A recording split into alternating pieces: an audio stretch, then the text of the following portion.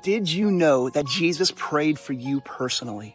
In John 17, often called the high priestly prayer, Jesus prays for his disciples and for every future believer, including us. It's one of the most powerful passages in Scripture. The title of today's devotional is the high priestly prayer. So let's begin. John 17 gives us a front row seat to hear Jesus praying to the Father. This chapter reveals his heart for his mission, his disciples, and the church that was yet to come. It's a prayer full of intimacy, unity, and eternal perspective. Jesus intercedes not just for the 12, but for every believer through the ages. This prayer reminds us that we are loved, we are sent, and we are held secure in him. Now let's take a look closer at this chapter, one section at a time, and draw out the truths that can transform our lives. Starting in verses 1 through 5, this section is entitled, Jesus Prays for Himself. Jesus said these things, and lifting up his eyes to heaven, he said, Father, the time has come. Glorify your Son, that your Son may also glorify you. Even as you gave him authority over all flesh, he will give eternal life to all whom you have given him. This is eternal life, that they should know you, the only true God, and him whom you sent, Jesus Christ.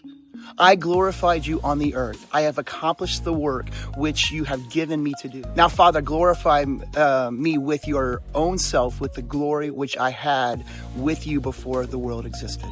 The theme here is glory through obedience. Jesus looked ahead to the cross and prays for the Father to glorify him, not for personal honor, but so that the Father would be glorified. True glory comes not from avoiding the hard road, but from completing the work God has given us. As we take a moment to reflect, I want you to ask yourself these questions. Am I seeking my own glory or God's glory in the way that I live? And number 2, what work has God entrusted to me that I need to faithfully complete? Picking up in verses 6 through 19, this section is entitled, Jesus Prays for His Disciples. I revealed your name to the people whom you have given me out of the world. They were yours, and you have given them to me.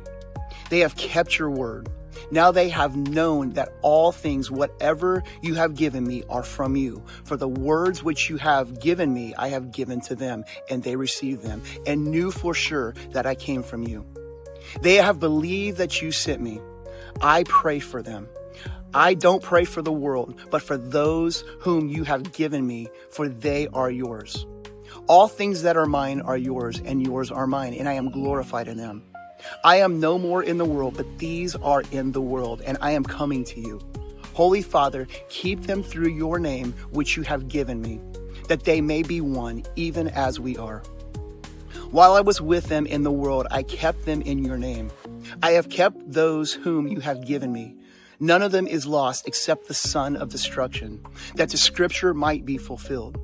But now I come to you and I say these things in the world, that they may have my joy made full in themselves. I have given them your word. The world hated them because they are not of the world, even as I am not of the world. I pray not that you would take them from the world, but that you would keep them from the evil one.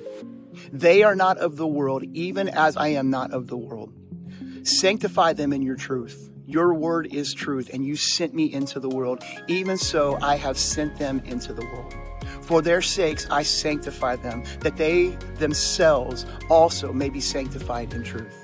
The theme here is protection and sanctification. Jesus prays that his disciples would be guarded from the evil one and set apart by God's truth. We are not called to escape the world, but to live in it as people shaped by the word of God. In a moment of reflection, I want you to ask yourself, am I daily being shaped and sanctified by God's word? And 2, do I rely on God's protection as I live faithfully in the world? Picking up in verses 20 through 26, this section is entitled, Jesus Prays for All Believers. Not for these only do I pray, but for those also who will believe in me through their word, that they may all be one, even as you, Father, are in me, and I in you, that they also may be one in us, that the world may believe that you sent me. The glory which you have given me, I have given to them, that they may be one. Even as we are one, I in them and you in me, that they may be perfected into one. That the world may know that you sent me and loved them as you loved me. Father, I desire that they also, whom you have given me, be with me where I am, that they may see my glory, which you have given me. For you loved me before the foundation of the world. Righteous Father, the world hasn't known you, but I knew you, and these knew that you sent me. I made known to them your name and will make it known that the love with which you love me may be in them and I in them. The theme here is unity and love. Jesus prays for all future believers that we would be one, so the world would know that he was sent by the Father. The church's greatest witness is not programs or power, but unity and love.